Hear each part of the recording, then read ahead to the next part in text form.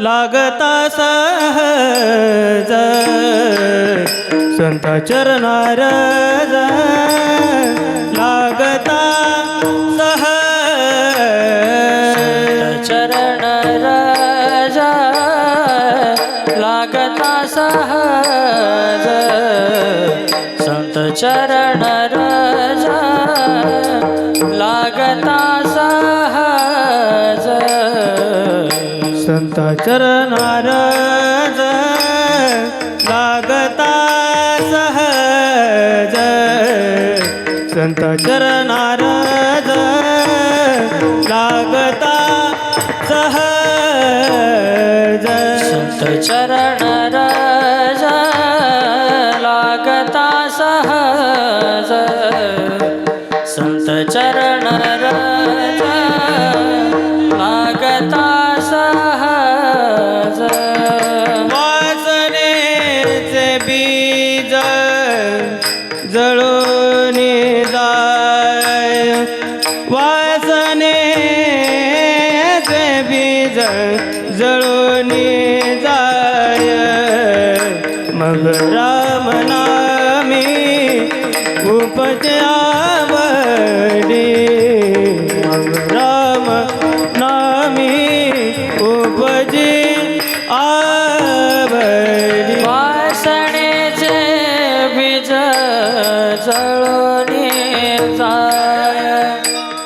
वासनेचे बीज जळून जाय मग राम नामे उपजे आवडी मग राम नामे उपजे आवडी संत चरणार लागता सहज संत चरणार लागता सहज संत चरण राजा लागता सहज संत चरण राजा लागता सहज वासनेचे बीज जळून जाय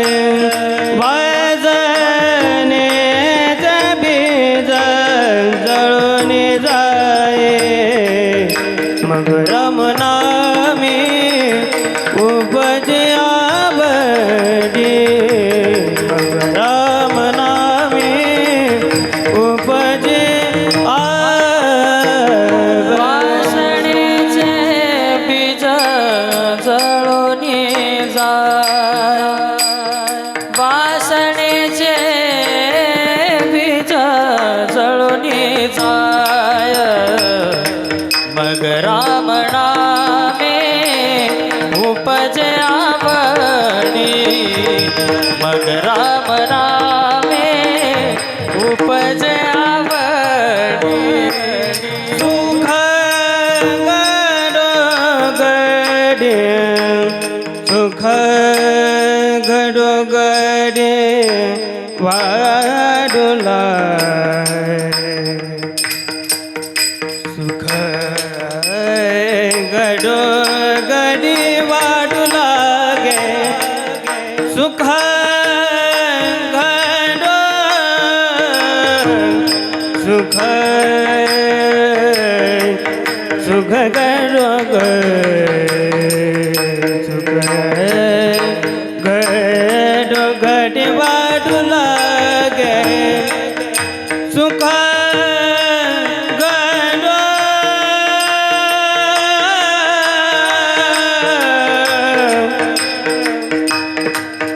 सुख सुख घडो गडे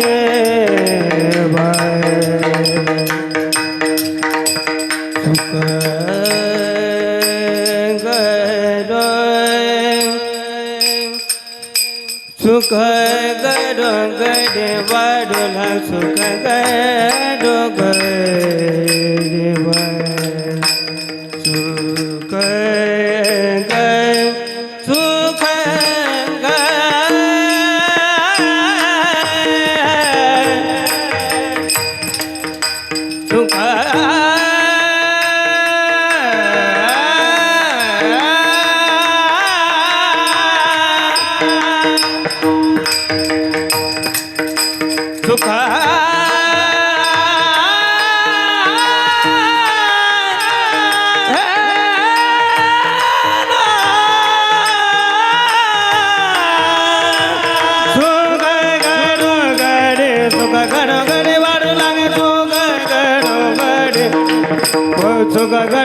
वाढू लागे सुख घडो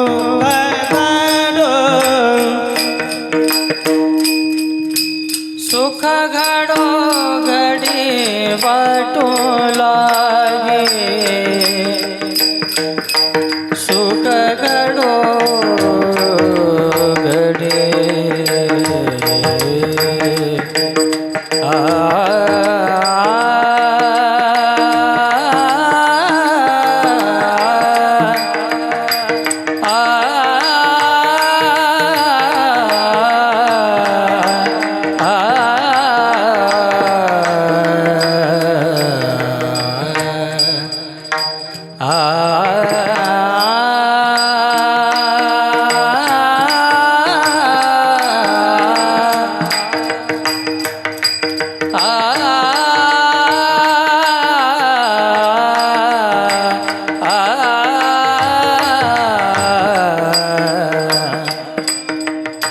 सुख घडो घडी सुख घडो घडी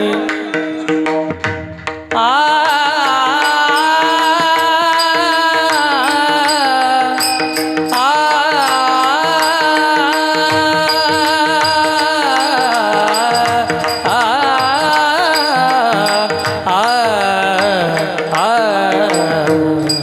सुख घडो घडी वाटू लागे सुख घडो घडी वाटू लागे मग राम नामे उपजया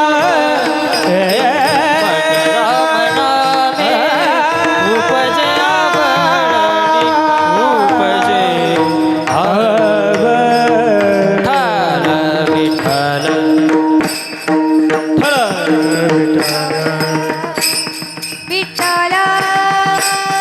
विठ्ठल विठ्ठल विठ्ठल विठ्ठल विठ्ठल विठ्ठल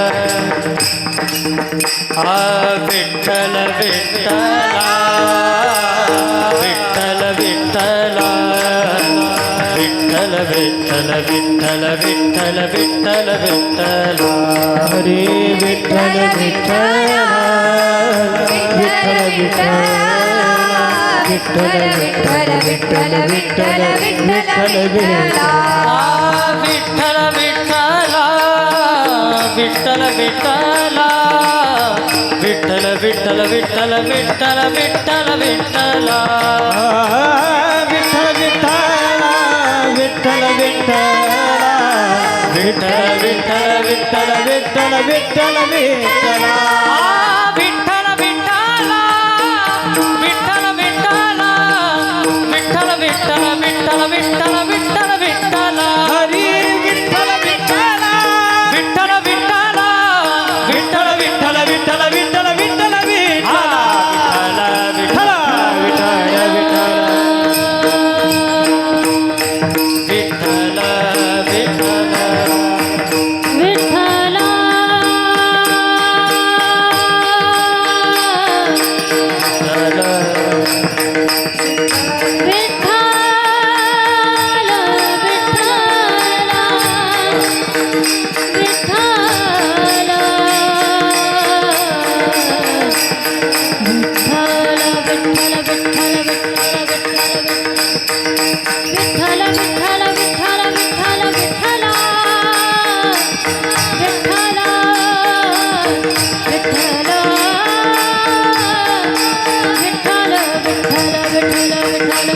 बोला पुंडली कवरदा हरी विठ्ठल श्री ज्ञानदेव तुकाराम भगवान की जय ज्ञानेश्वर महाराज की जय जगद्गुरु तुकाराम महाराज की जय सद्गुरु जोग महाराज की जय विश्वगुरु दुर्गनाथ महाराज की जय गुरुनाथ भगवान की जय श्री संत भगवान बाबा महाराज की जय छत्रपती शिवाजी महाराज की जय संभाजी महाराज की जय माता की जय बोलो रे भाई सर्वसंतन की जय विठ्ठल विठ्ठल विठ्ठल विठ्ठल विठ्ठल विठ्ठल विठ्ठल विठ्ठल विठ्ठल विठ्ठल विठ्ठल विठ्ठल विठ्ठल विठ्ठल विठ्ठल विठ्ठल विठ्ठल विठ्ठल विठ्ठल विठ्ठल विठ्ठल विठ्ठल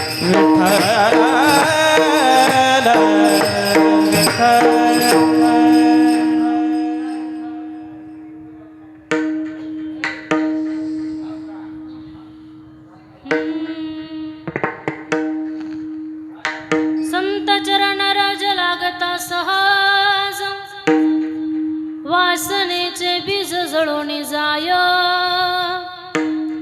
मग राम नामे उपजे आवडी सुख घडो घडी वाढो लागे कंठी प्रेम दाटे नयनी नीर लोटे हृदयी प्रगटे राम रूप मग राम नामे उपजे आवडी सुख घडो घडी वाढो लागे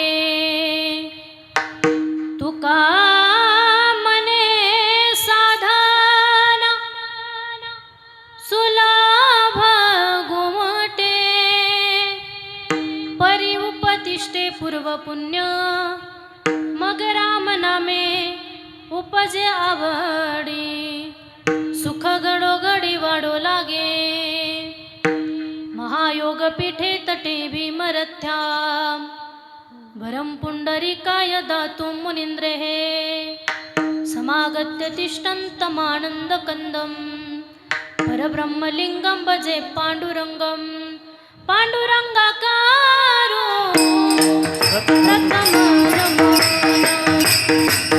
पाण्डुरङ्गाकारो प्रथमो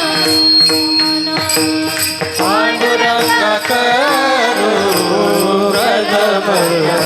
चरण दुसरे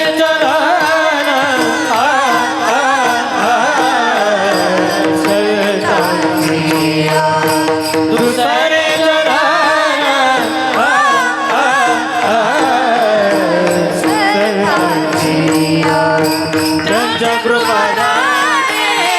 कथेचा विस्तार त्यांच्या कृपादाने कथेचा विस्तार पांडुरंगा करू प्रथम दुसरे चरण संततिया त्यांच्या कृपादाने कथेचा विस्तार बाबाजी सद्गुरु दास तुका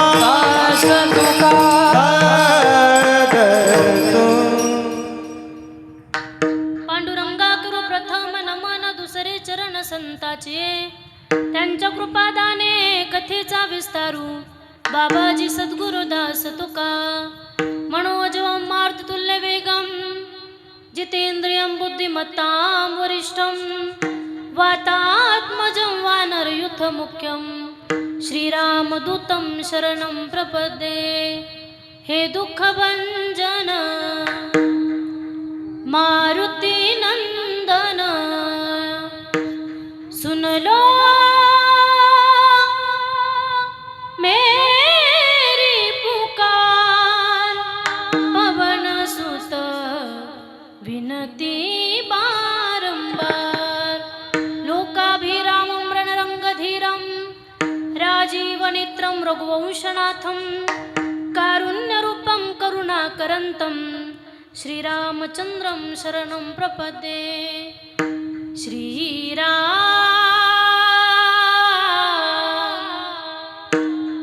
जानकी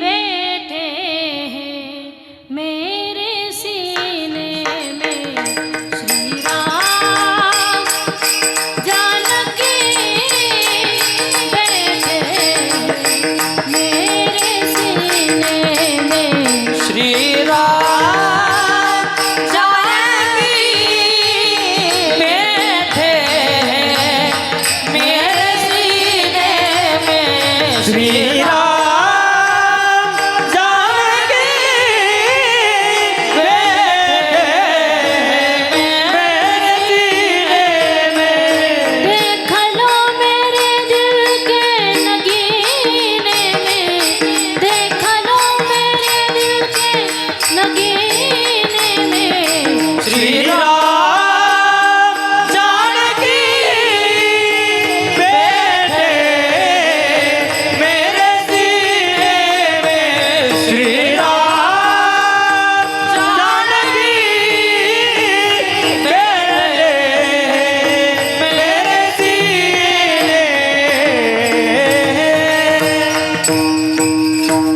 ओम नमो ज्ञानेश्वरा करुणा करा दयाळा तुमचा अनुग्रह लादलो पावन झालो चराचरी नमो सद्गुरु तुकया ज्ञान दीपा नमो सद्गुरु सच्चिदानंद रूपा नमो सद्गुरु भक्त कल्याण मूर्ती नमो सद्गुरु भास्करा पूर्ण कीर्ती राधा मेरी स्वामिनी मेरा धेज को दास जन्म जन्म मोहे दीजियो श्री वृंदावन में वास राधा मेरी माँ तो है पिता मेरो घनश्याम इन दोनों के चरण में करूँ बारंबार प्रणाम जय जय श्री राधा रमण जय जय नवाल किशोर जय गोपी चित्त चोर प्रभु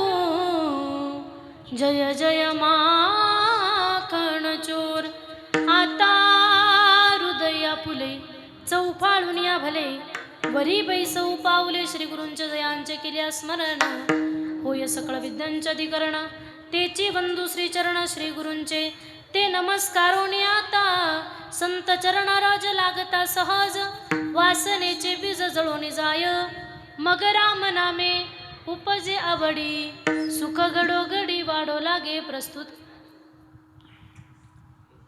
प्रसंगी प्राप्त स्थळी कीर्तन रूपी सेवेसाठी निवडलेला अभंग महाराष्ट्रातील सुप्रसिद्ध साधू पंचमवेद निर्माते जगतवंदनी जगत महाभूषण वैराग्याचे महामेरू भगवान श्री तुकाराम महाराज. तुकाराम महाराजांचा फार नाही पण 4 चरणाचा अभंग आहे. या अभंगाद्वारे जगद्गुरु तुकाराम महाराज संत चरण रजाचा महिमा प्रतिपादित करतात. विठ्ठल विठ्ठल विठ्ठल विठ्ठल विठ्ठल विठ्ठल विठ्ठल विठ्ठल विठ्ठल. बघा, कुठलाही कार्यक्रम म्हटलं की एकल्पसा पर्याय देणं फार महत्त्वाचं आहे, फार गरजेचं आहे. ती म्हणजे आज या ठिकाणी भगवंताच्या कृपेने साधू संतांच्या आशीर्वादाने हरिभक्तीपरायण वैकुंठवासी किसन महाराज कापसे, हरिभक्तीपरायण वैकुंठवासी गंगाधर बुवा, हरिभक्तीपरायण वैकुंठवासी अमृत बुवा, हरिभक्तीपरायण कैलासवासी देवराम बाबा मस्के, वैकुंठवासी नामदेव गोमाजी मस्के, या सगळ्यांच्याच आशीर्वादाने भगवंताच्या कृपेने तुम्हा सर्व गावकऱ्यांच्या पुढाकाराने तरुणांच्या सहकार्याने चालत असलेला आपला अखंड हरिनाम सप्ताह नागपंचमी निमित्त व श्री हनुमान मंदिर अखंड हरिनाम सप्ताह या सप्ताहातील आज 3ऱ्या दिवसाची कीर्तनाची सेवा माझ्यासारख्या अज्ञानाच्या वाटेला आली आहे. अभंग त्या ठिकाणी ज्ञानी महात्म्याचा आहे. अभंग भगवान श्री तुकाराम महाराजांचे सर्वच या ठिकाणी श्री हनुमान मंदिर कोटमगाव तालुका जिल्हा नाशिक समस्त ग्रामस्थ व भजनी मंडळ कोटमगाव सर्वांचेच प्रथमतः मी आभार मानते. या गावात जास्त काही माझा परिचय नाही बरं का, सर्वच बरेच चेहरे परिचयाचे दिसत आहे पण नाव काय माझ्या लक्षात नाही. वयामानानं थोडं थोडं माझ्या लक्षात राहत नाही.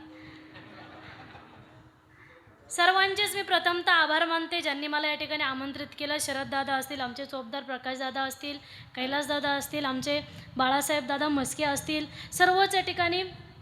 ते माजी सरपंच आहे आणि राष्ट्रवादी काँग्रेसचे तालुका अध्यक्ष आमचे बाळासाहेबदादा म्हस्के आहेत, त्यांचे पण आभार मानते. सर्वच या ठिकाणी तुम्ही, आमचे वाघ काका या ठिकाणी उपस्थित आहे, सर्वच दात्रक काका सर्वच या ठिकाणी उपस्थित आहेत. बरेच चेहरे परिचयाचे आहे. एवढ्यांचं नाव जर घेतलं तर 2 तास मग घेऊ का? बरेच या ठिकाणी आमचे बाबड काका सर्वच या ठिकाणी सर्वच उपस्थित आहे. मला एवढं काही परिचय नाही बरं का, आत्ता बऱ्याच लोकांचा परिचय झाला. सर्वांचेच मी प्रथमतः आभार मानते. या कार्यक्रमासाठी ज्यांची या ठिकाणी साथ लाभलेली आहे ते हरिभक्तीपरायण गुणीजन गायनाचार्य आमचे अक्षयदादा असतील, ऋषिकेश महाराज असतील, दादांचे पण आभार मानते. सर्वच या ठिकाणी भजनी मंडळ गावातलंच ना का कुठून आणलंय? मुलींचं सांगते, हे गावातलीच ना भजनी मंडळ सगळे, सर्वच भजनी मंडळ. आणि मुली कुठल्या? हां, मगर महाराज आहेत. मी त्यांना बघितलेलं आहे बरं का, पण नाव काय मला माहीत नव्हतं. मगर महाराज, त्यांच्या संस्थेतील सर्वच या लहान लहान मुली आहेत, त्यांचे पण आभार मानते. या ठिकाणी गावातील महिला मंडळ उपस्थित आहे, त्यांचे पण आभार मानते. विनेकरी आमचे दात्र काका असतील, त्यांचे पण आभार मानते. सर्वच या ठिकाणी उपस्थित आहेत, सर्वांचेच आभार मानते. आणि मृदुंगाचे अतिशय गोड साथ देणारे आमचे ओम महाराज आहेत, सार्थक महाराज आहेत, त्यांचे पण आभार मानते. आणि साऊंड सिस्टीम अतिशय गोड आहे आमचे रामलखन साऊंड सिस्टीम, नवनाथ दादा रायते, त्यांचे पण आभार मानते. सर्वच या ठिकाणी उपस्थित आहे. सर्व महिला मंडळ, पुरुष मंडळ, माझ्यासोबत आलेले आमचे आईवडील या ठिकाणी, त्यांचे पण आभार मानते. आमचे प्रज्योत दादा असतील, त्यांचे पण आभार. सर्वांचेच आभार मानते. कुणी राहिलं नाही ना? राहिलं असेल तर सांगा, शेवट मी त्यांचं नाव घेईल, मला लिहून द्या बरं का. हां, आमचे मनोहर बाबा असतील, बाबांचे पण आभार मानते. सर्वांचेच आभार मानते. आणि आपल्या कीर्तन रूपी सेवेला काय करायचं? संपवायचं? कोण म्हणलं संपवायचं? सुरुवात करते विठ्ठला.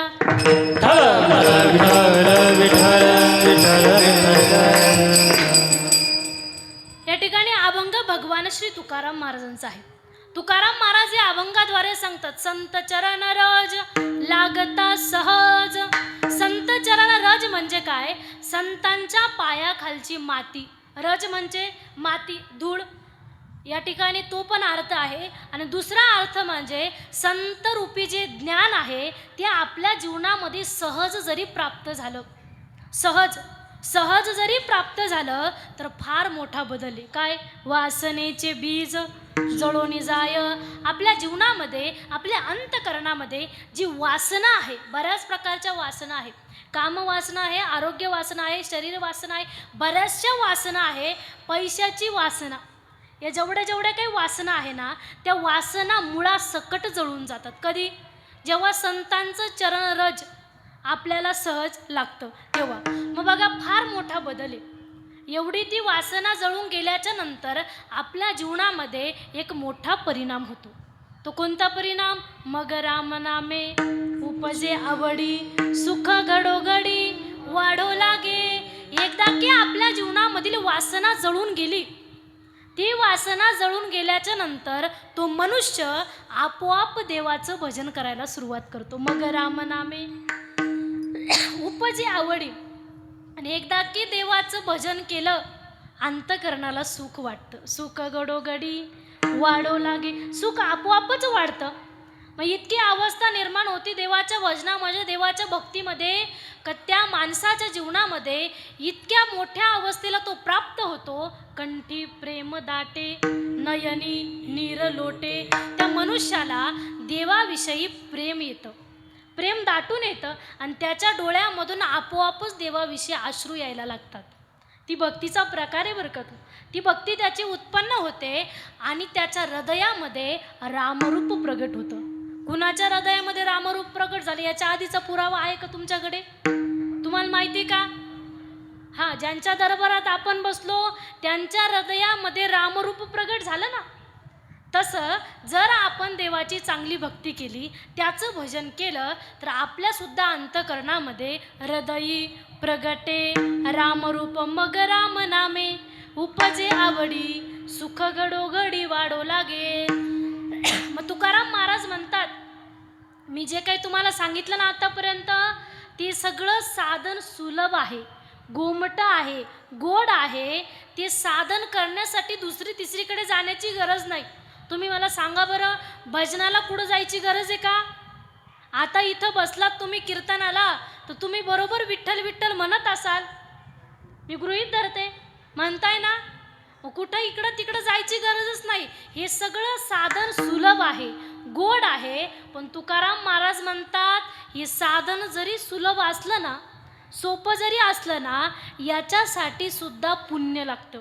परी उपतिष्ठे, आताच नाही, पूर्वपुण्य लागतं. तेव्हा आपण देवाचं भजन करतो, तेव्हा आपण देवाविषयी प्रेम व्यक्त करतो, तेव्हा आपल्या डोळ्यातून देवाविषयी अश्रू येतात. कधी? जेव्हा पूर्वपुण्य असेल. सहजासहजी या गोष्टी घडत नाही. मग तुकाराम महाराज म्हणतात, मग राम नामे उपजे आवडी सुख घडोघडी वाढो लागे. हा झाला अभंगाचं सरळ सरळ भावार्थ. चिंतन तुम्हाला कळालं का? महिला मंडळ झोपल्या काय? अंधारात काय दिसना तुम्ही मला? असं असं असं असं करा. सांग सांग बोला ना, पाऊस पडेल का? माना तरी हलवत चला. चिंतन तुम्हाला नाही? जाऊ का घरी? मग काहीतरी असं करा. मग आजी चिंतन तुम्हाला नाही? हां, कळालं. आता एक काम करा, निवांत झोपून घ्या तुम्ही. अजिबात लोड घेऊ नका, जाता जाता उठून देईल मी. का म्हणते माहिती की मी असं, बऱ्याच लोकांना कीर्तनाला येण्याची अपेक्षा असते. त्यांना वाटतं कीर्तनाला गेलं पाहिजे, मित्र जातो म्हणून आपणही गेलं पाहिजे. लोकांना वाटतं कीर्तनाला यावं, पण काय होतं माहिती का, ते घरून अगदी फ्रेश निघतात, मेकअप करून येतात आणि इथं बसतात. पण काय होतं माहिती का, इथं बसल्या बसल्या डुकली येते. बरोबर ना? त्यांची झोपच त्यांना उमजू देत नाही. का होत असेल असं? काही वेळेस, बराच वेळेस आपण विचार केला पाहिजे. आपल्या मित्राला काही झोप येत नाही आणि आपल्यालाही झोप येते. काय येते झोप? त्याच्या मागचं कारण आहे, त्याच्या मागचं महत्त्वाचं कारण आहे. ज्यांना ज्यांना कीर्तनामध्ये, प्रवचनामध्ये, कथेमध्ये, भजनामध्ये आल्या आल्या झोप येते, आल्या आल्या डुकली येते, त्यांनी समजून घ्यायचं, आमचं पूर्वजन्मीचं पाप आम्हाला कीर्तनात बसू देत. कळतंय ना? कीर्तन भजन ऐकणं एवढं पण काही सोप्या गोष्टी नाही. कुणी उठाव कीर्तन असं नाही. तुम्ही तुमच्या मैत्रिणीला, तुम्ही तुमच्या मित्राला म्हटले असतील, चल ना आज कीर्तनाला, पुरीचंच कीर्तन आहे, चल. हां, ती म्हटली असं, नाही ग बाई आज काही सवड नाही, असं नाही, नशीब नाही. इथं येण्यासाठी पुण्य लागतं. एका ठिकाणी गोड वाक्य लिहिलेलं होतं बरं का, दुनिया जिसे चुनती है वो संसद में जाके बैठता है. हिंदी कळती ना? ट्रान्सलेशन करू का? म्हणजे ज्यांना आपण मतदान करतो, ज्यांना आपण वोट करतो, ती लोक. दुनिया जिसे चुनती है वो संसद में जाके बैठता है, लेकिन मेरे प्रभु श्री राम जिसको चुनते हैं वो कीर्तन में आके बैठता है. इथं येण्यासाठी पुण्य लागतं. इथं कुणी पण येत नाही. नामदेव महाराज सुद्धा म्हणतात, ज्ञानोबराज सुद्धा म्हणतात, बहुत सुकृताची जोडी म्हणून विठ्ठली आवडी. नामदेव महाराज म्हणतात, जन्मोजन्मी आम्ही बहु पुण्य केले, जन्मोजन्मी आम्ही बहु पुण्य केले, जन्मोजन्मी आम्ही बहु पुण्य केले, जन्मोजन्मी आम्ही बहु पुण्य केले. देवाया विठाने कृपा केली, देवाया विठाने कृपा केली, जन्मोजन्मी आम्ही बहु पुण्य केले, जन्मोजन्मी आम्ही बहु पुण्य केले, जन्मोजन्मी आम्ही.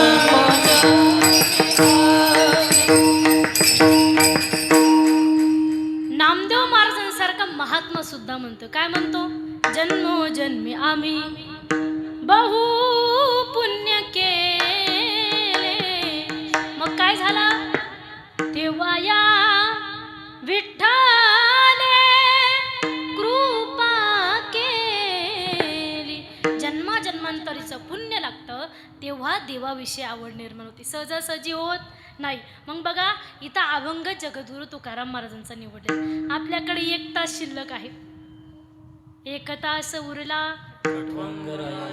राणीताईशी 1च तास राहिला. 1 तासामध्ये आपल्याला सेवा समाप्त करायची आहे. तुकाराम महाराज या अभंगाद्वारे संत चरण रजाचा महिमा सांगतात. संत चरण रजाचा महिमा बघा. तसं चरण रजाचा महिमा 3 प्रकारे, 3 लोकांच्या चरण रजाचा महिमा सांगितलेला आहे. पहिलं म्हणजे संत चरण रजाचा महिमा आपण या ठिकाणी सांगणार आहोत. संतांच्या चरण रजाचा किती महिमा आहे ऐका.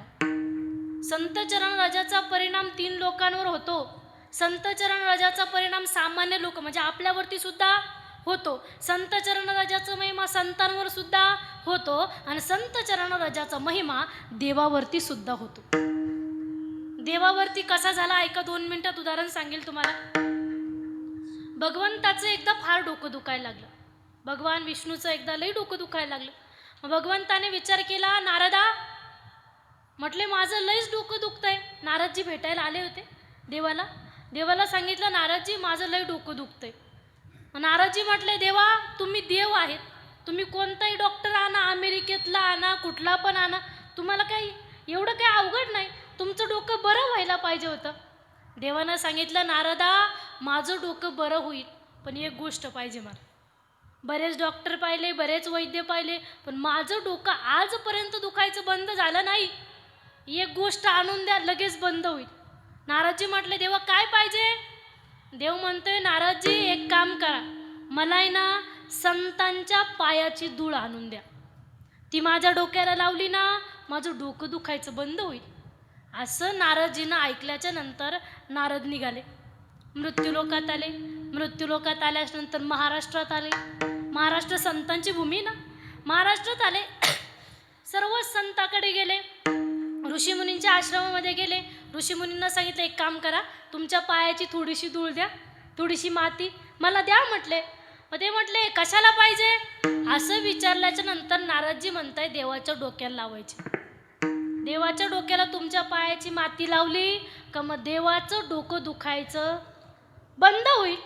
असं ऐकल्याच्या नंतर ते ऋषी म्हणायचे, नारदजी ती माती काय कुणी माणसाच्या डोक्याला लावायची का, देवाच्या डोक्याला लावायची. आम्ही देणार. नकार दिला देवाला. का बरं दिला असेल.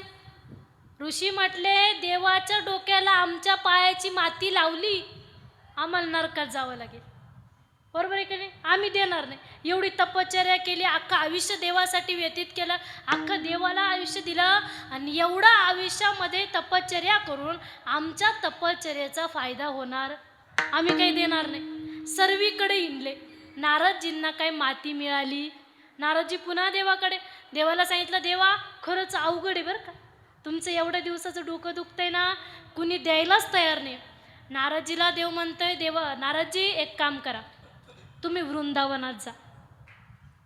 वृंदावनामध्ये ना गोपिका आहे, त्या गोपिका लई श्रेष्ठ आहे, आणि त्या गोपिकांना तुम्ही काही पण मागितलं आणि त्या द्यायला तयार आहे.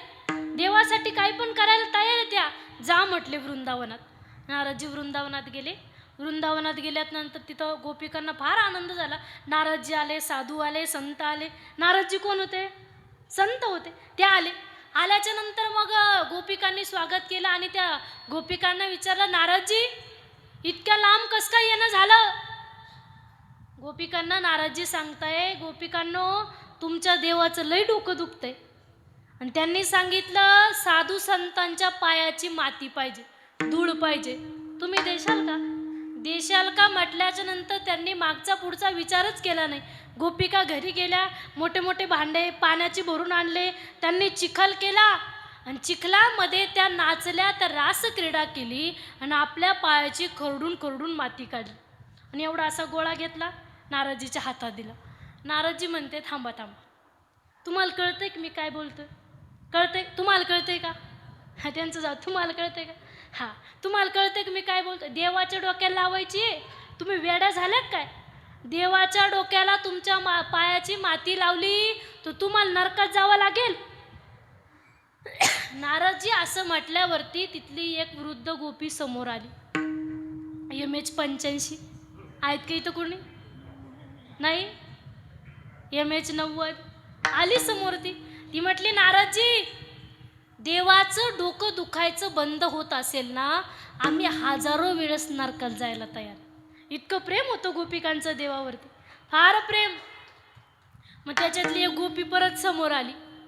ती म्हटली, नारदजी, इतक्या वेळचं देवाचं डोकं दुखतंय, तुम्ही सगळं ब्रह्मांड फिरले, महाराष्ट्रात गेले, सगळीकडे जाऊन आले, भारत देशामध्ये अख्ख्या जगात फिरले, एवढ्या वेळेत किती देवाचं डोकं दुखलं असेल? विचार करा नारदजी. देवाने जेव्हा तुम्हाला सांगितलं तर तुम्ही कोण आहे? तुम्ही स्वतः कोण आहे? संत. मग तुमच्या पायाची माती काढून का देवाला दिली नाही? नारदजींना जरा वाईटच वाटलं. म्हटले, या वृंदावनातल्या गोपिका खरंच श्रेष्ठ आहे, खरंच हुशार आहे, या गोपिकांची फार भक्ती.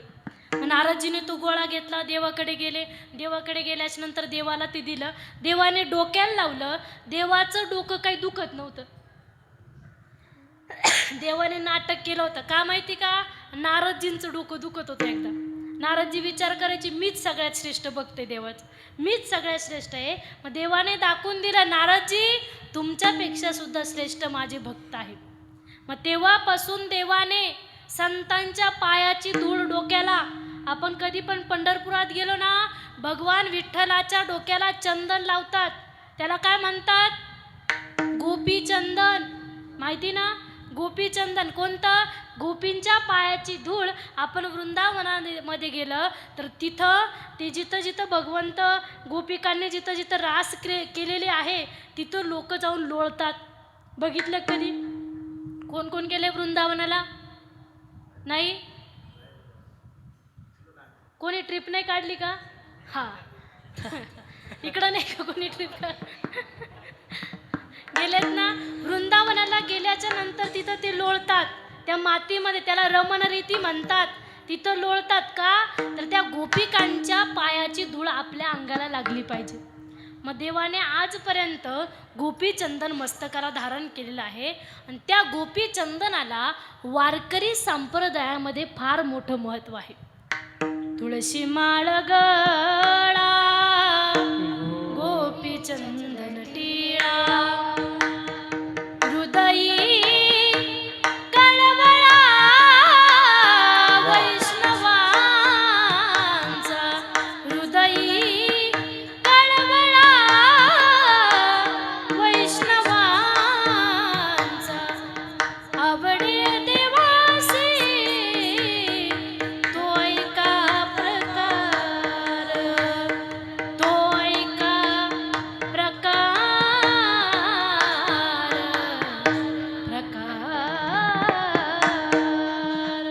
देवाला आवडणारी गोष्ट आहे गोपी चंदन.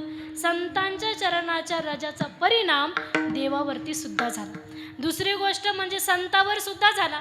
ज्या मारुतीरायाच्या दरबारात आपण बसलो, त्या मारुतीरायांच्या हनुमान चालिसेमध्ये आपण म्हणतो, श्री गुरु चरण सरोज रज, निज मनु मुकुरु सुधारी, बरनऊ रघुवर विमल जसू, जो दायकु फलचारी, बुद्धिहीन तनु जानिके, सुमिरो पवन कुमार, बल बुद्धि विद्या देहु मोहि, हरहु कलेश विकार. श्री गुरु चरण सरोज रज. रज शब्द आला ना, म्हणजे रज म्हणजे माती. त्या मातीचा परिणाम संतांवरती सुद्धा झाला. त्या मातीचा परिणाम आपल्यासारख्या सामान्य जीवात्म्यावरती पण झाला. विचार केला तर आत्ताच आषाढी वारीचा सोहळा झाला ना. कोण कोण गेलं तर पंढरपुराला हात वरती करा बरं. वा वा, मी नव्हते गेले बरं का, खोटं कशाला बोल, मी नव्हते गेले. प्रत्येकाने पंढरपुराला गेलं पाहिजे. तुम्ही गेलेत ना बरेच जण?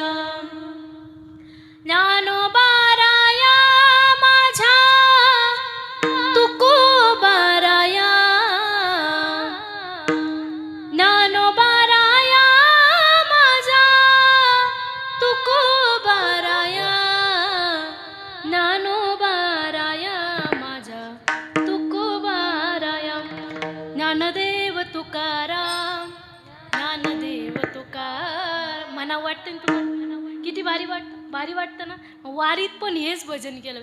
आपल्याला लईच अभंग म्हटले पाहिजे असं नाही, आपल्यामध्ये तेवढं भजन केलं तर फार आहे. लईच गाथा पाठ केला पाहिजे असं नाही. ते आहे ना आमच्याकडे दिलंय ना, एवढं गाथा पाठ करायच्या भानगडीत पडू नका. फक्त देवाचं भजन करायचं. वारीमध्ये प्रत्येकाने भजन करायचं. मी सांगत होते वारीत लोक जातात. तुम्ही वाखरीचं रिंगण पाहिलंय का? नसन पाहिलं तर फोनवरती बऱ्याच जणांनी पाहिलं. वाखरीच्या रिंगणामध्ये एक प्रकार होतो. काही लोकांना माहीतच नाही तो प्रकार काय. लोक म्हणतात सगळं रिंगण होतं, हे महाराज लोकांनी इतके वाईट कपडे घातलेले असतात, इतके भारी कपडे घालतात आणि रिंगण झाल्यावरती तिथं का बरं लोळतात ना. आखा चिखल अंगाला लावून घेतात. काही चिखल नसला तर पाणी ओततात, पण चिखल करतात आणि त्याखाली तिथं लोळतात. का लोळतात? त्याच्या मागचं एक कारण आहे. तिथं सगळ्या संतांच्या पालख्या येतात. तिथं सगळ्या संतांच्या पालख्या येतात. सगळे संत आल्याच्यानंतर संतांचे भेटी होतात आणि भेटी झाल्याच्या नंतर ते संत निघून गेल्याच्या नंतर मग तिथं लोळतात. कारण संतांच्या चरणाची रज आपल्या अंगाला लागली पाहिजे, संतांच्या चरणाची माती आपल्या अंगाला लागली पाहिजे, याच्यासाठी तिथं लोळतात. आणि अजून एक कारण आहे. कुणास ठाऊक त्या वाखरीच्या रिंगणामध्ये एखादा साधू आत्ताच्या अलीकडचं जर आलेला असेल तर त्याच्या पायाची धूळसुद्धा आपल्या शरीराला लागते. म्हणून संत चरण रज फार महत्त्वाचं आहे. वारीमध्ये सुद्धा प्रकार होतो, म्हणजे त्या संत चरणराजाचा परिणाम आपल्यावरती सुद्धा होतो. आणि सहज शब्दाकडे लक्ष द्या. सहज होणं गरजेचं आहे. सहज काही लोक सहज बोलतात. साधू संत सुद्धा सहज बोलतात. सहज बोलणे ही तो उपदेश करोनी सायास शिकविती. तुका जरी बोले सहज वाणी आणि वेदांत घरी वाहे त्याचे घरी पाणी. तुकाराम महाराजांनी सहज बोलावं आणि सहज बोलल्याच्या नंतर फार मोठा परिणाम हवा. मग संत चरण रज सहज जरी आपल्या जीवनामध्ये लागलं तर फार मोठा परिणाम आहे अभंगाच्या पहिल्या चरण. संत चरण रज लागता सहज, संत चरण रज लागता सहज, संत चरण रज लागता सहज, संत चरण रज लागता सहज, संत चरण रज लागता सहज, संत चरण रज लागता सहज, हो संत चरण रज लागता सहज, संत चरण रज लागता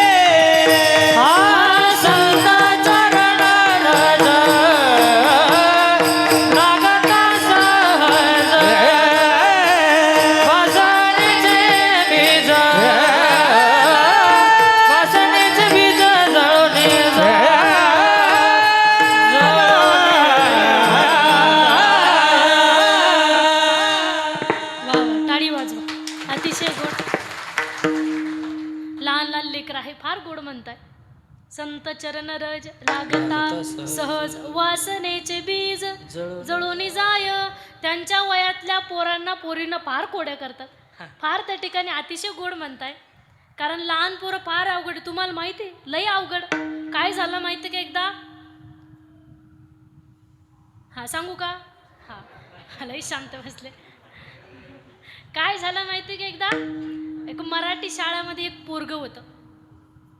मराठी शाळा जिल्हा परिषदमध्ये असे झाडं लावलेले होते मोठे मोठे. आणि त्या पोराने काय केलं, त्याला कंटाळा आला, ते बाहेर आलं, क्लासच्या बाहेर आलं आणि त्या झाडाखाली झोपून राहिलं आणि त्याचे गुरुजी आले तिकडनं. तेव्हाच्या काळामध्ये गुरुजी म्हणायचे, आता सर सर सर सगळी सरच झाली, सर म्हणतात आता. ते गुरुजी आले आणि गुरुजी म्हणताय, का रे इथं का बरं झोपला तू? त्या पोराने सांगितलं, झोपलो असंच, मला कंटाळा आला, झोप येते, झोपलो. गुरुजी म्हटले, नाही नाही इथं नाही झोपायचं, एक काम कर, तू वर्गात जाऊन बस, तुझ्या क्लासमध्ये जाऊन बस. ते पोरगं म्हटलं, गुरुजी जाईल पण काय होईल? मी वर्गात जाईल पण होईल काय? गुरुजी म्हणताय, तू जर वर्गात जाऊन बसला तर तुला गुरुजी काय शिकवतात ते कळेल, तुझे शिक्षक काय शिकवतात ते कळेल. बरं ठीक आहे, कळलं, मग काय होईल? तुझे पेपर आहे ना तुला सोपे जातील, एक्झाम तुला सोपे जातील. बरं ठीक आहे, गेले, मग काय होईल? पुढचंच बोलतात लहानपण. मग काय होईल? बरं तुझे एक्झाम तुला सोपे गेले, तू पास होशील चांगल्या मार्काने. बरं ठीक आहे, झालो, मग काय होईल? तू जर चांगल्या मार्काने पास झाला तर तुला पुढं गेल्यास नंतर चांगल्या कॉलेजला ॲडमिशन मिळेल, चांगली डिग्री मिळेल. बरं ठीक आहे, मिळाली, मग काय होईल?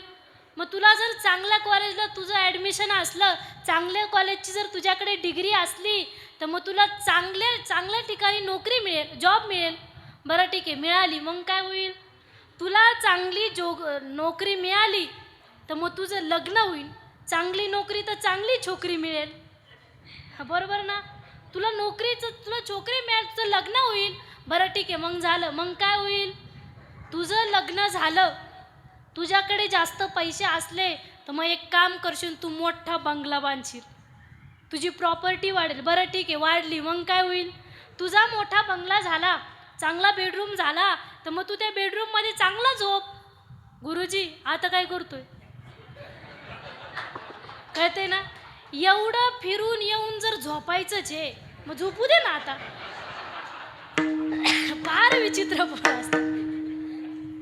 तसं फार गोड चाल गायली बरं का. संत चरण रज लागता सहज, वासनेचे बीज जळून जाय. वासना जळून जाते. कशा प्रकारे माहिती का? आपल्याला बऱ्याच प्रकारची वासना असते. आरोग्य वासना, सौंदर्य वासना, बऱ्याचशा वासना आहे. या वासना आपल्या जीवनामधून गेल्या पाहिजे. आणि एकदा की संत भेटले आपल्याला, संतांचं ज्ञान झालं का ती वासना जळून जाते. कशाप्रमाणे ऐका, एक पुराणातलं उदाहरण सांगेल, फार गोड उदाहरण आहे. काय झालं माहिती का? एकदा भगवान कृष्णावरती दोन जणी फार प्रेम करायच्या. एकीचं नाव आहे, तिच्या नावामध्ये मध्ये काना आहे, बाहेर काना आहे. तिचं नाव काय? मराठी शिकले ना तुम्ही? मध्ये काना आणि बाहेर तिचं नाव काय? राधा. ती फार देवावरती प्रेम करायची. प्रत्येक श्वासाश्वासाला देवाचं भजन होतं. ती राधा देवावरती फार प्रेम करायची. त्या राधा शब्दाचा अर्थ आहे अंतरकाना, बाहेर सुद्धा काना. तिच्या आत बाहेर सगळीकडे काना होता. प्रत्येक श्वासाश्वासाला देवाचं भजन करायचे. सासों की माला पे सिमरू में हरि का नाम, सासों की माला पे सिमरू में हरि का नाम, प्रेम के रंग में ऐसी डूबी बन गया एक ही नाम, प्रेम की माला जपते जपते आप बनी में शाम, सासों की माला पे सिमरू में हरि का नाम, सासों की माला पे सिमरू में कृष्ण नाम. प्रत्येक श्वासाश्वासाला राधा राणी देवाचं भजन करायचे. राधा राणीने देवाचं भजन करावं यात नवलच नाही. राधा राणीने देवाचं भजन करावं यात नवल नाही. देवाने सुद्धा राधा राणीचं भजन करावं एवढंच नाही. देवाची बासरी, आपण ज्याला बन्सी म्हणतो, मुरली, देवाच्या बासरीने सुद्धा देवाचं भजन राधेचं भजन केलं आहे. श्याम तेरी बंसी, कन्हैया तेरी बंसी, श्याम तेरी बंसी, पुकारे राधा नाम, लोग करे मीरा को यूं ही बदनाम, लोग करे मीरा को यूं ही बदनाम, सावरी की बंसी को बजने से काम, सावरी की बंसी को बजने से काम, राधा का भी शाम हो तो मीरा का भी शाम, राधा का भी शाम हो तो मीरा का भी शाम, राधा का भी शाम हो तो मीरा का भी शाम, राधा का भी शाम हो तो मीरा का भी शाम. अशी ती राधा फार देवाचं भजन करायची. आणि अजून एक आहे, तिचं नाव आहे मीरा. मीरा पण फार देवाचं भजन करायच्या. मीराबाईच्या जीवनातला प्रसंग आहे, वासनेचे बीज जळून जा, याच्यावरती सांगते बरं का मी. संत मीराबाई त्यांच्या जीवनातला प्रसंग आहे. संत मीराबाई फार सुंदर होत्या दिसायला, आणि राजाची कन्या होती मीराबाई, एक राजाची कन्या होत्या. मीराबाईने देवाचं भजन करावं. नाचता नाचता, नाचूंगी नाचूंगी नाचूंगी नाचूंगी नाचूंगी, हरि गुण गावत नाचूंगी नाचूंगी, हरि गुण गावत नाचूंगी नाचूंगी, हरि गुण गावत नाचूंगी. मीराबाई म्हणतात हरि गुण गावत. आपलं तसं नाही 90 लावत, तसं जमतच नाही आपल्याला. आपोआप नाचतो माणूस 90 लावली का.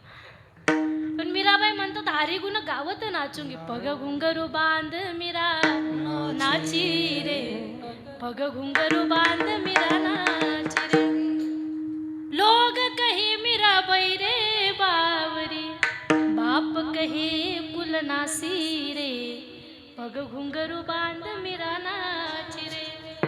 विष का प्याला राजा जी ने भेजा, पिवत पिवत मीरा हसी रे, पग घुंगरू बांध मीरा नाची रे. मीराबाई अखंड देवाचं भजन करायचे. मग मीराबाईला देवाच्या भजनाचं चेहऱ्यावरती तेज आलेलं होतं. फार सुंदर मीराबाई दिसायच्या. काय झालं माहिती, एकदा मीराबाईचा राजवाडा झाडायला एक भंगीन समाजाची बाई यायची. झाडण्यासाठी भंगीन समाजाची बाई यायची. ती आल्याच्या नंतर तिचं सर्व काम करून ती निघून जायची. पण एकदा काय झालं, ती बाई आजारी झाली. आजारी झाल्याच नंतर मग तिने विचार केला आपल्या पोराला पाठवावं, आपलं ते रोजचं काम आहे, त्याच्यावरती आपला उदरनिर्वाह होतो, मग ते काम आपण केलं पाहिजे. पोराला पाठवलं. तिच्या पोराचं नाव होतं कन्हैया. कन्हैयाला पाठवल्याच्या नंतर कन्हैया त्या राजवाड्यात गेला, झाडू लागला. झाडता झाडता कन्हैया मीराबाईच्या त्या खोलीसमोर रूमच्या समोर आला. रूमच्या समोर आल्याच्या नंतर दरवाजातून कन्हैयाने मीराला पाहिलं. मीराला पाहिल्याच्या नंतर कन्हैया देहभानच विसरून गेला. म्हटलं एवढी सुंदर बाई आजपर्यंत पाहिली नाही मी, इतकी सुंदर इतकी सुंदर. कन्हैयाला असं वाटू लागलं, कन्हैया लहान होता बरं का, 15-1 वर्षाचा, 10-15 वर्षाचा कन्हैया होता. त्या कन्हैयाला वाटू लागलं मला मीराबाईसोबत लग्न केलं पाहिजे, इतकी सुंदर स्त्री. कन्हैयाला वेळच झाला. कन्हैया घरी आला. घरी आल्याच्या नंतर कन्हैयाला काहीच उमजेना. झोपला की मीरा, उठला की मीरा, जेवायला लागलं की मीरा, नुसतं मीरा मीरा चालू, सारखं मीरा चालू. त्याच्या आईने विचारलं का कन्हैया आला का तू, मलातून जाऊन राजवाड्यातून जाऊन आला का.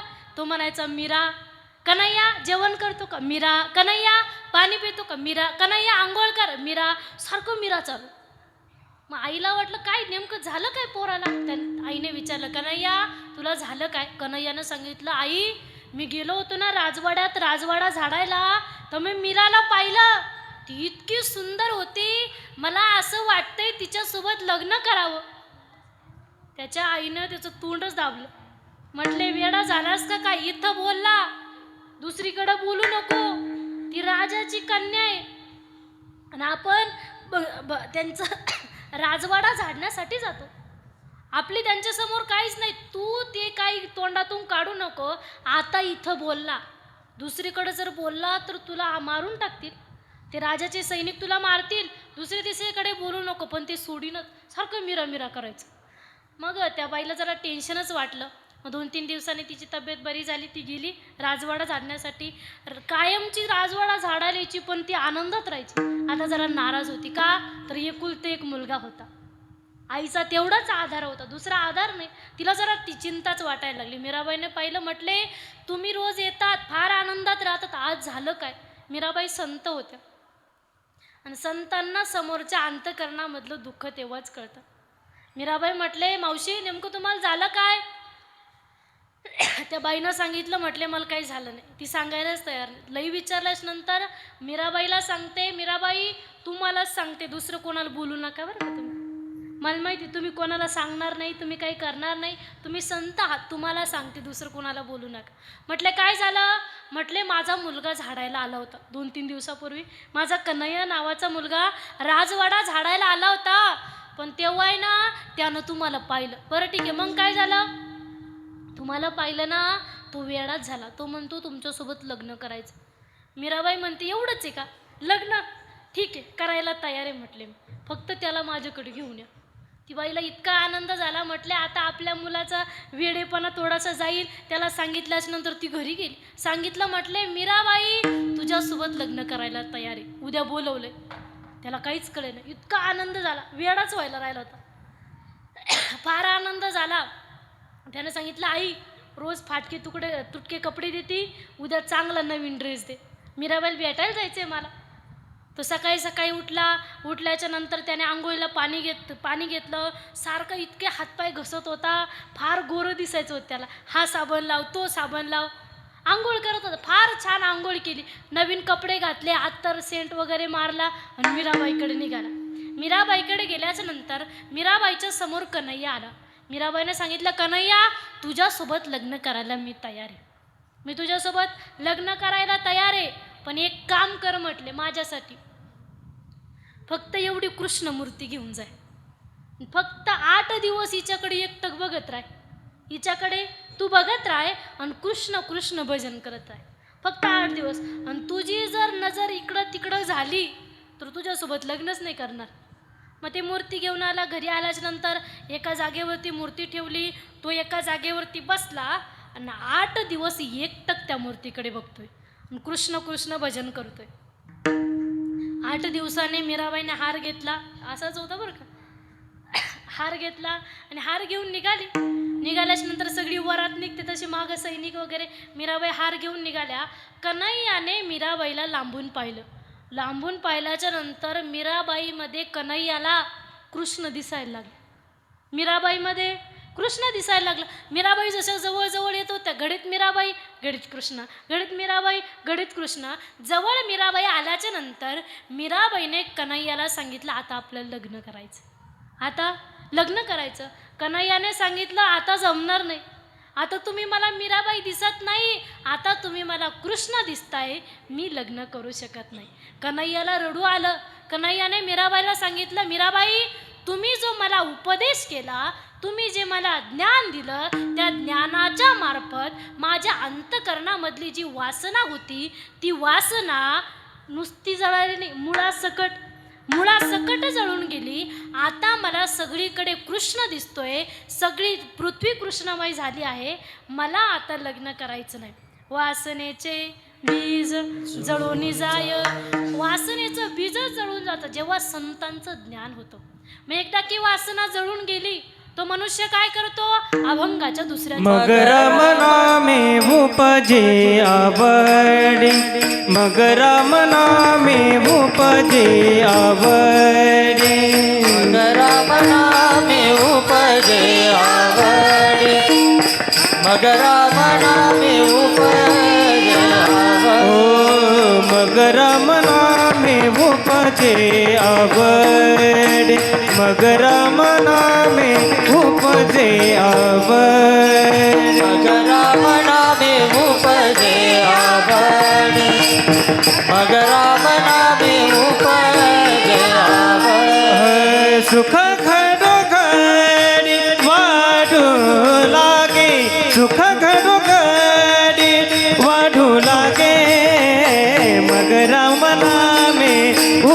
उपजे आवड मग राम नामे उपजे आवड सुख घडोघडी वाढू लागे सुख घडोघडी वाढू लागे मग राम नामे उपजे आवड मग राम नामे उपजे ओ मग राम नामे उपजे आवडे सुख घडोघडी वाढू लागे सुख घडोघडी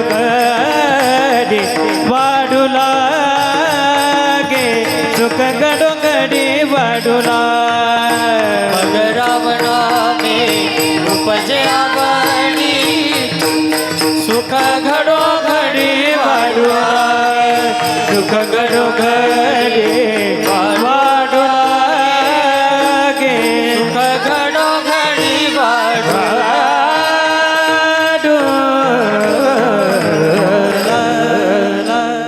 भगवान श्री तुकाराम महाराज अभंगाच्या दुसऱ्या चरणात सांगतात मग राम नामे उपजे आवडी आणि सुख घडोघडी वाढू लागे सुखाची प्राप्ती होते कारण ज्या सुखासाठी आपल्या प्रत्येकाची धावपळ चालू आहे. आपल्याला वाटतं शेती केली म्हणजे सुख मिळेल, जॉब केली म्हणजे सुख मिळेल, बिझनेस केला म्हणजे सुख मिळेल. आपल्याकडे बऱ्याच प्रकारे आपण सुख शोधण्याचा प्रयत्न करतो, पण ते सुख काय आपल्या हाताला लवकर लागत. कारण हे सुख आणि दुःख सख्खे भाऊ आहे पण पक्के वैरी. सुख आणि दुःख सख्खे भाऊ आणि नियतीचे मुलं आहे. आपण म्हणतो हे सगळे नियतीचेच खेळ आहे. सुख आणि दुःख हे नियतीचे मुलं. जिथं सुख आलं तिथं दुःख येत नाही आणि जिथं दुःख आलं तिथं सुख येत नाही. सुख फार त्या ठिकाणी आपल्या प्रत्येकाची धावपळ सुखासाठी चालू आहे. प्रत्येक जण दुःखी आहे. इथं बसलेल्यापैकी प्रत्येक जण दुःखी आहे. जो देखे सो दुखिया बाबा सुखिया कोई नहीं रे. प्रत्येक जण दुःखी आहे. राजा दुखिया प्रजा दुखिया दुखिया जना बैरागे जो देखे सो दुखिया बाबा सुखिया कोई नहीं रे. प्रत्येकाच्या जीवनात दुःख आहे. बघा दुःख कसं आहे माहिती का.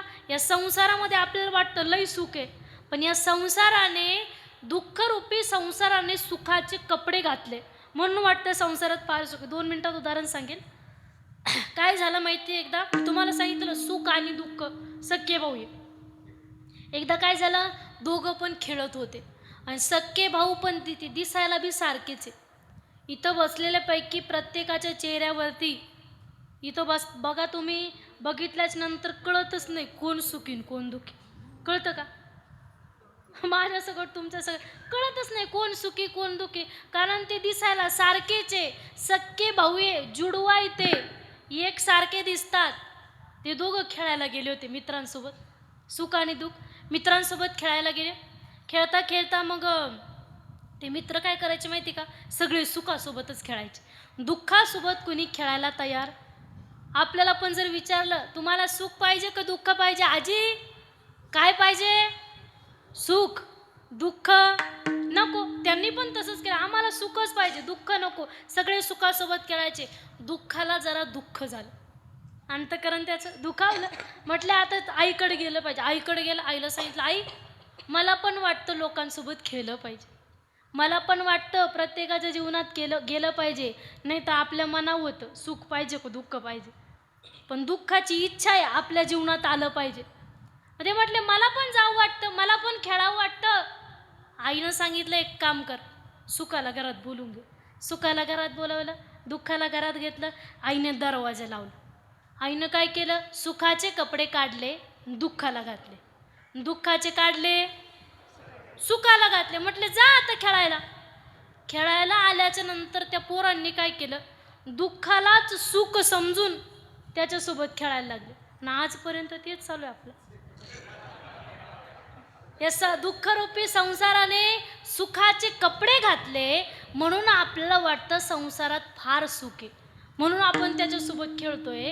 आणि त्या संसारात फक्त सुख पाहता जवा पाडे आणि दुःख पर्वत येते. या संसारामध्ये आपल्याला जर सुख पाहिजे असेल तर एक गोष्ट करावी लागेल, संसारी असावे हसुनी नसावे, संसारी असावे हसुनी नसावे, भजन करावे वेळोवेळा, भजन करावे वेळोवेळा, भजन करावे वेळोवेळा, संसारी असावे आसोनी नसावे, संसारी असावे आसोनी नसावे. या संसारात राहायचं पण असून नसल्यासारखं राहायचं. भजन करावे वेळोवेळा, मग राम नामे उपजे आवडी आणि सुख घडोघडी. देवाचं भजन केल्याच्या नंतर आपोआप सुख मिळतं. मग इथं बसलेल्यापैकी कुणाला कुणाला इच्छा आहे देवाचं भजन करावं? हात वरती करा बरं. बाकी छान नाही का आहेत ना? मग सगळ्यांनी आता माझ्या मागे भजन करायचं. कुणाचं? श्रीराम प्रभूंचं. ज्यांच्या दरबारात आपण बसलो ना त्यांना जे भजन आवडतं ते करू आपण. श्रीराम जय राम जय जय राम, श्रीराम जय राम जय जय राम. म्हणा म्हणा.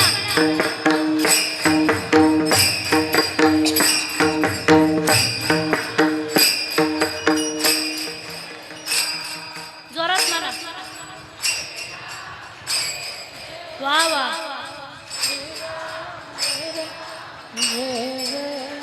हा श्रीराम जय राम जय जय राम, श्रीराम जय राम जय जय राम.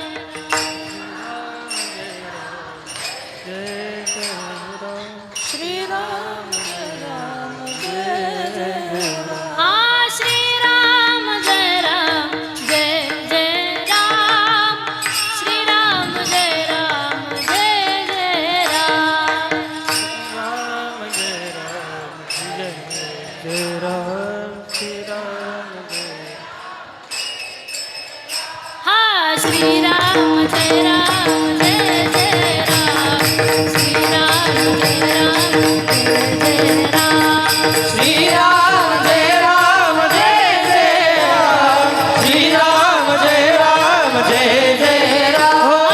श्रीराम जय राम जय जय जय राम, श्रीराम जय राम जय जय राम.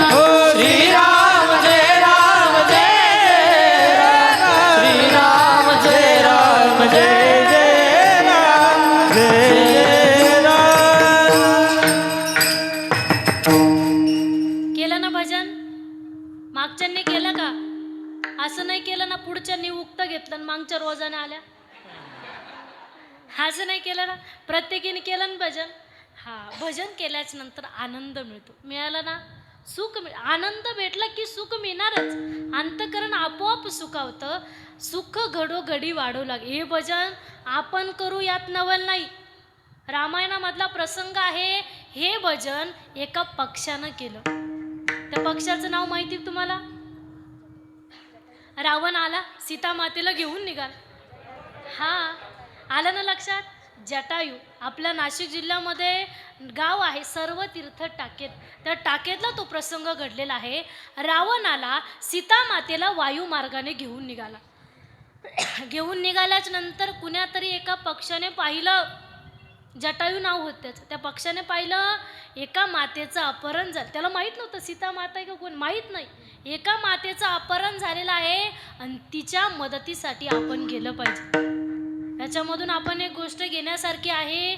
तेव्हाच्या काळामध्ये पक्षांना कळायचं एखाद्या मातेच्या रक्षणासाठी आपण गेलं पाहिजे. अलीकडे माणसाला सुद्धा कळत नाही. फार मोठी दुर्दैवी घटना आहे. त्या पक्षाला कळलं त्या मातेच्या रक्षणाला गेलं पाहिजे. जटायूने जेवढं त्याच्यामध्ये बळ होतं, जेवढी ताकद होती तेवढं युद्ध केलं. पण रावणाने शेवटच्या वेळेस काय केलं, त्या जटायूचे दोनही पंख छाटले. पंख छाटल्याच्या नंतर तो उडणारा पक्षी तो खाली पडला. धरतीवरती खाली पडल्याच्या नंतर त्या जटायूने विचार केला, आपल्या अंतकरणामध्ये, आपल्या शरीरामध्ये जेवढी ताकद होती तेवढ्या ताकदीने मी लढलो. मी रावणासोबत तेवढ्या ताकदीनं लढलो. पण आता काही मला लढू शकत नाही. आता या म्हणजे माझा अंतकाळ जवळ आलेला आहे. अंतकाळ जवळ आलेला आहे आणि अंतकाळी आपण देवाचं भजन केलं पाहिजे. कारण गीतेमध्ये भगवंत स्वतः वर्णन करतात, अंतकालेच मामेव स्मरण मुक्त्वा कलेवरम यह प्रयाती समद्भावम याती नास्तेत्र संशय. अंतकाळाच्या वेळेस जर देवाचं भजन आलं ना, त्याच्या इतकं सुखी या जगात कुणीच नाही. तुका म्हणे ज्याच्या नाम अंतकाळी ज्याच्या नाम आले मुखा, तुका म्हणे सुखा पार नाही. ज्ञानोबराय सुद्धा ज्ञानेश्वरीमध्ये वर्णन करतात, आणि मरणी जयाजी आठवे तो तेची गती ते पावे, मनोनी सदा स्मरावे मातेची तुवा. जटायूने विचार केला, अंतकाळ जवळ आले, देवाचं भजन केलं पाहिजे. जटायूने भजनाला सुरुवात केली. श्रीराम जय राम जय जय राम, श्रीराम जय राम जय जय राम, श्रीराम जय राम जय जय राम, श्रीराम जय राम जय जय राम. जटायूच्या भजनाचा आवाज श्रीराम प्रभूंना गेला.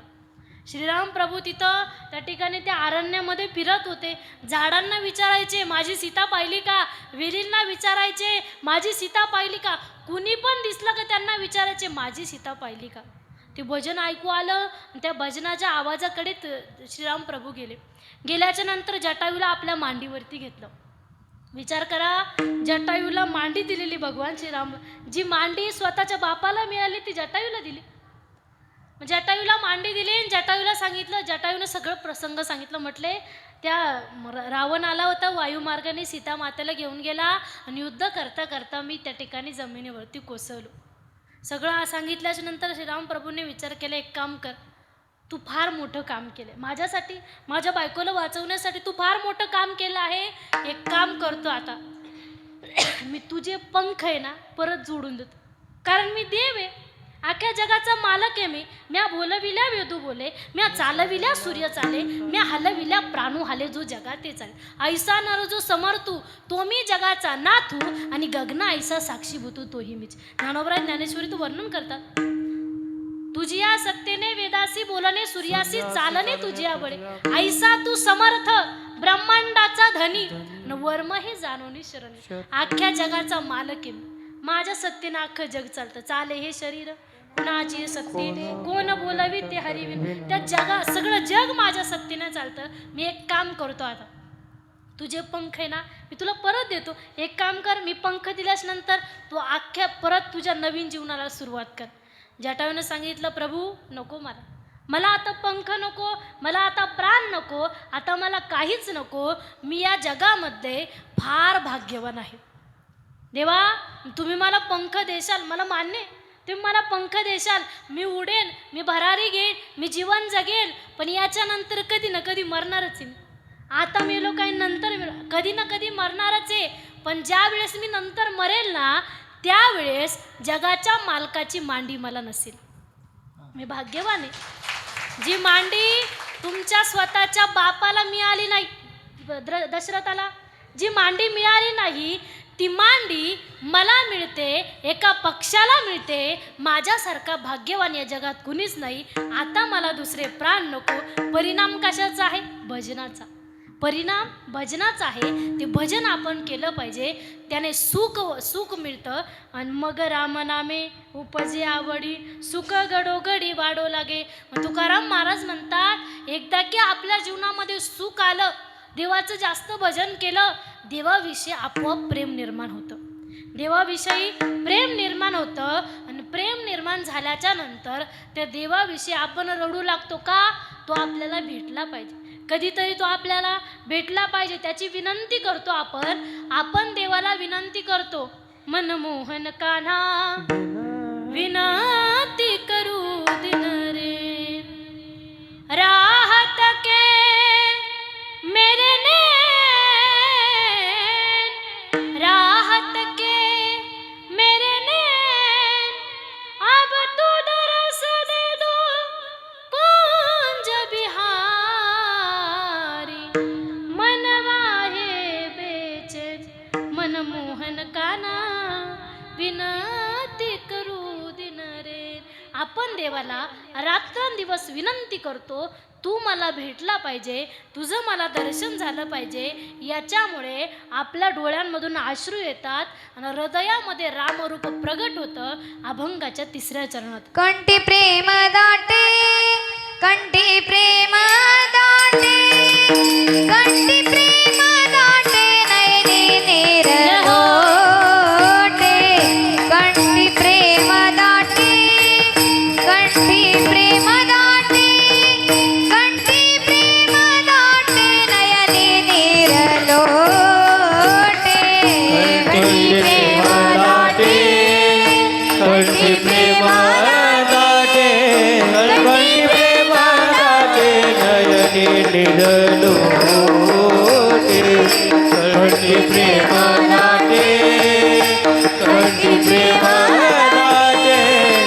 कंठी प्रेम दाटे,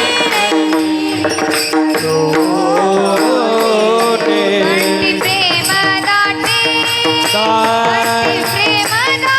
कंठी प्रेम दाटे, कंठी प्रेम दाटे, नयनी नीर लोटे, कंठी प्रेम दाटे, कंठी प्रेम दाटे, कंठी प्रेम दाटे, कंठी प्रेम दाटे, कंठी प्रेम दाटे, नयनी नीर लोटे, कंठी प्रेम दाटे, कंठी प्रेम दाटे, कंठी प्रेम दाटे, नयनी निरलोटे, कंठी प्रेम दाटे, कंठी प्रेम दाटे, कंठी प्रेम दाटे, नयनी निरलोटे. प्रगटे राम रूप, हृदय प्रगटे राम रूप,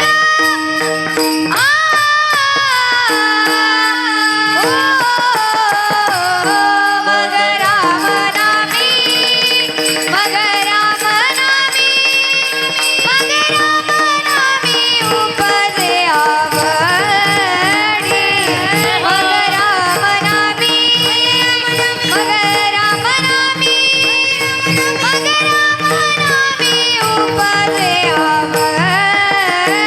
ओ हृदयी प्रगटे राम रूप, हृदयी प्रगटे राम रूप, ओ मग राम नामे, मग राम नामे, मग राम नामे उपजे आवडी, मग राम नामे, मग राम नामी, मग राम नामी, मग राम नामी उपजे आवडी. कंठी प्रेम दाटे, नयनी निरलो, हृदय प्रगटे राम रूप, हृदय प्रगटे राम रूप, कंठी प्रेम दाटे, नयनी निरलोटे, हृदयी प्रगटे राम रूप, हृदय प्रगटे राम रूप. वा वा, टाळी वाजवा. अतिशय गोड. भगवान श्री तुकाराम महाराज अभंगाच्या 3ऱ्या चरणात सांगतात, कंठी प्रेम दाटे, नयनी नीर लोटे, हृदयी प्रगटे रामरूप, मग राम नामे उपजे आवडी, सुख घडोघडी वाढो लागे. आपल्याकडे 10 मिनिटं शिल्लक आहे. 10 मिनिटामध्ये सेवा समाप्त करणार आहे. तत्पूर्वी वारकरी संप्रदायाचा नियम आहे. वारकरी संप्रदायाच्या नियमानुसार विठोबा रुक्माई भजन होईल. ज्यांनी ज्यांनी आपापले हात सोबत आणले त्यांनी मोठ्या प्रेमाने वरती करा. आणले ना? हा करा मग. विठोबा रखुमाई हरी जय जय विठोबा रखुमाई हरे हरे विठोबा रखुमाई विठोबा रखुमाई जय जय विठोबा रखुमाई हरे विठोबा रखुमाई जय जय विठोबा रखुमाई जय जय जय जय जय जय जय जय जय जय विठोबा रखुमाई जय जय विठोबा रखुमाई जय जय जय जय जय जय जय जय विठोबा रखुमाई जय जय विठोबा रखुमाई जय जय जय जय जय जय जय जय जय विठोबा रखुमाई जय जय विठोबा रखुमाई वा जय जय जय जय जय जय जय जय जय जय जय जय जय विठोबा रखुमाई जय जय विठोबा रखुमाई विठोबा रखुमाई जय विठोबा रखुमाई जय विठोबा रखुमाई विठोबा रखुमाई हरे विठोबा रखुमाई जय विठोबा रखुमाई जय विठोबा रखुमाई विठोबा रखुमाई विठोबा रखुमाई विठोबा रखुमाई विठोबा रखुमाई विठोबा रखुमाई विठोबा रखुमाई विठोबा रखुमाई विठोबा रखुमाई बघा, सांगितल्याबरोबर सर्वांनी भजन केलं, चिंतन केलं, नामस्मरण केलं, हात वरती केले, सर्वांचेच आभार बरं का. आणि न सांगता हात खाली केल्यामुळे डबल आभार. तसं कंटाळायचं आपल्याला देवाचं भजन चिंतन, पण फार गोड असतं देवाचं भजन. देवाचं भजन केल्यानंतर अंतःकरणाला सुख मिळतं. ते भजन प्रत्येकाने केलं पाहिजे. श्रीकृष्ण गोविंद हरे मुरारी हे नाथ नारायण वासुदेवा. तुम्ही मळ्यात जातात का? शेतात, वावरात? हां जातात ना. वावरात, शेतात, मळ्यात गेल्याच्या नंतर भजन केलं पाहिजे. 4-5 बाय एकत्रित येतात निंदायला. अजून काय काय राहतं? कांदे लावतात का? हां, कांदे लावायला बरेच कामं असतात. ते कामं करायला 4-5 बाय एकत्रित येतात. एकत्रित आल्याच्या नंतर त्यांचं भजन चालू होतं. ते भजन नाही करत. मी पाहिलेलं आहे म्हणून सांगते. मी काय असं काही कुणाचं ऐकलं नाही, कारण आमच्या मळ्यात पण येतात म्हणून सांगते. हां, मग ते आल्याच्या नंतर त्यांचं बाता चालू होतात, बोलायला चालू होतात. आणि बोलायला चालू झाल्याच्या नंतर एकमेकींना त्या भेटल्या लगेच चालू होतं. काय बोलतात माहिती का त्या? तुम्हाला माहिती का? तुम्हाला नसेल माहिती, तुम्हाला माहीत असेल. काय बोलतात माहिती का? हिची सून अशी, त्याच्यात अशी, ह्याची अशी, त्याच्यात अशी, त्याची पळून गेली, त्याची आले. आलं काय ऐकायला? नाही, जाऊ दे. म्हणजे इतकं बारकाईनं बोलतात. विचार केला, एवढं बारकाईनं जर दोघी जणी जर बोलत असल्या ना, तिसरीला जर ऐकू गेलं नाही तर ती फक्त अटॅक यायचीच राहते. या काय बोलत असतील, हे काय म्हणजे एवढं बारीक बोलतात. एवढ्या बारकाईनं जर कधी देवाचं भजन केलं ना, कधीतरी उद्धार आहे. मग देवाचं भजन केलं पाहिजे. फार गोड देवाचं भजन आहे. 10 मिनटं शिल्लक आहे. 10 मिनटामध्ये सेवा समाप्त करणार आहे. या ठिकाणी मला सांगण्यात आलं पिंगळा म्हणा म्हणून. आता विचार केला तर पिंगळ्याची लय देता तू. हां, त्याचे निम्मे तरी भेटले तरी बरं होईल. बरोबर आहे का नाही बाळासाहेब भाऊ? काय वाटतंय? हां हां म्हटले ना तुम्ही? नाही, ते आता नाही म्हणायला लागले. पिंगळा म्हणून आता सेवा समाप्त करणार आहे. 10 मिनिटात मी सेवा समाप्त करणार आहे.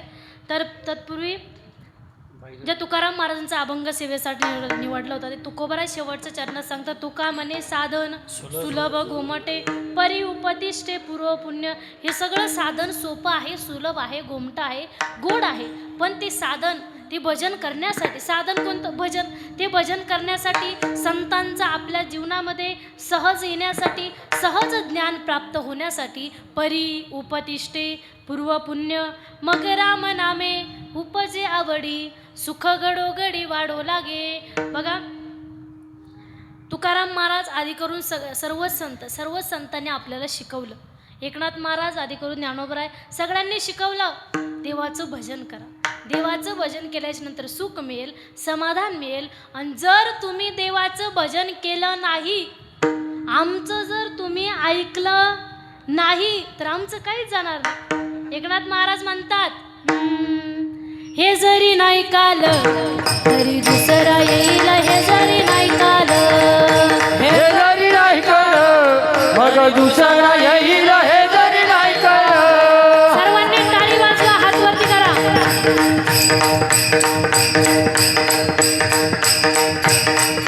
हे जरी नाही काल तरी दुसरा येईल, हे जरी नाही काल, हे जरी नाही कळलं मग दुसरा येईल, हे जरी नाही कळलं. सरत शेवटी बा काळ बांधून नेईल, सरत शेवटी बा काळ बांधून नेईल. सरत शेवटी वा काळ बांधून नेईल, सरत शेवटी वा काळ बांधून नेईल. एका जनार्दने आमचे काय जाईल, हो, एका जनार्दनी आमचे काय जाईल. जनार्दने आमचे काय जाईल. हो, एका जनार्दनी आमचे काय जाईल. हात वरती करा, हात वरती करा. पिंगळा पिंगळा पिंगळा पिंगळा पिंगळा पिंगळा पिंगळा महाद्वारी तो देखा पिंगळा महाद्वारी, पिंगळा महाद्वारी बोली बोलतो देखा पिंगळा महाद्वारी. हे पिंगळा महाद्वारी बोली बोलत देखा पिंगळा महाद्वारी. पिंगळा महाद्वारी बोली बोलत देखा पिंगळा महाद्वारी. वर्तमान खोटे तुमचे वर्तमान हो, खोटे, वर्तमान खोटे तुझे वर्तमान खोटे. वर्तमान खोटे जाता वर्तमान खोटे. हे वर्तमान खोटे तुझे वर्तमान खोटे. लटकन बोलो आम्ही वर्तमान खोटे, हो, लटकेन बोलतो ते वर्तमान खोटे. लटकन बोलो आम्ही वर्तमान खोटे. हो, लटकेन बोलतो ते वर्तमान खोटे. पिंगा ग बाई पिंगा ग, पिंगा ग बाई पिंगा. पिंगा ग बाई पिंगा ग, पिंगा ग बाई पिंगा ग बाई पिंगा ग, पिंगा ग बाई पिंगा. पिंगा ग बाई पिंगा ग, पिंगा ग बाई पिंगा. अवघा अवघा धांगड धिंगा, अवघा धांगड धिंगा ग, अवघा धांगड धिंगा ग, अवघा धांगड धिंगा ग. अवघा धागड धिंगा ग, अवघा धागड धिंगा ग, अवघा धागड धिंगा ग, अवघा धागड धिंगा ग. दाताचं दातवन घ्या ग कोणी,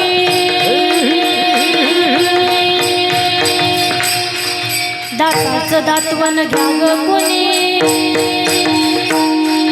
कुंकू कुंकू कुंकू घ्या कोणी काळा मणी, कुंकू घ्या कोणी काळा मणी, कुंकू घ्या कोणी काळा मणी, कुंकू घ्या कोणी काळा मणी. कुंकू घ्या कोणी काळा मणी, कुंकू घ्या कोणी काळा मणी, कुंकू घ्या कोणी काळा मणी, कुंकू घ्या कोणी काळा मणी. करुणी उचित हो, करुणी उचित प्रेम घाली हृदयात.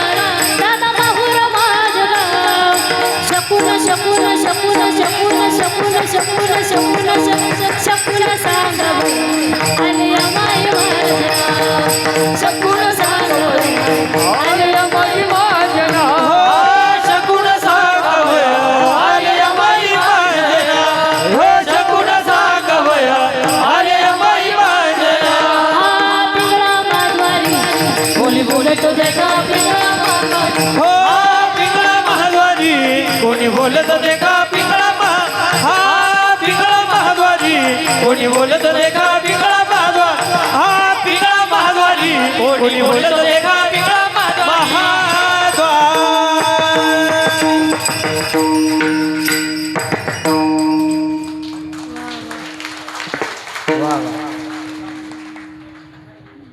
यांच्यासाठी टाळ्या वाजव, जोरदार टाळ्या.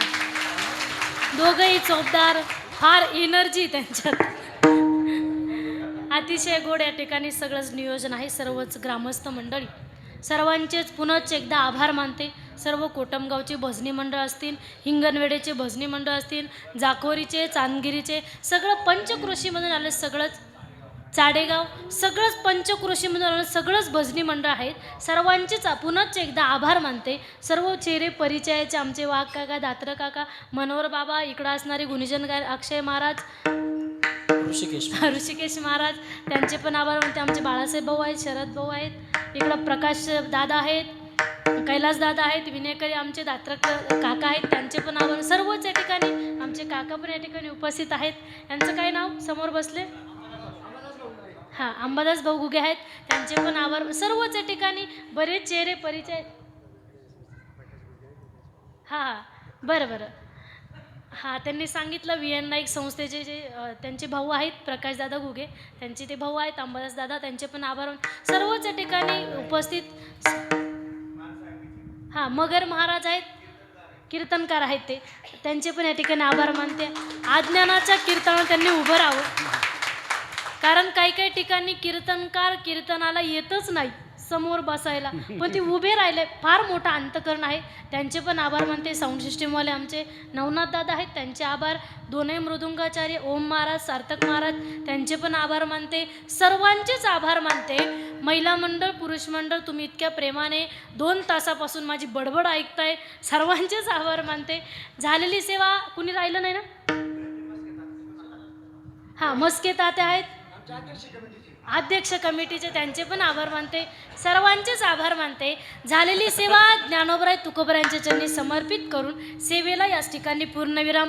ज्ञानेश्वर माऊली ज्ञानराज माऊली ज्ञानेश्वर माऊली महाराज ज्ञानेश्वर माऊली ज्ञानराज माऊली ज्ञानेश्वर माऊली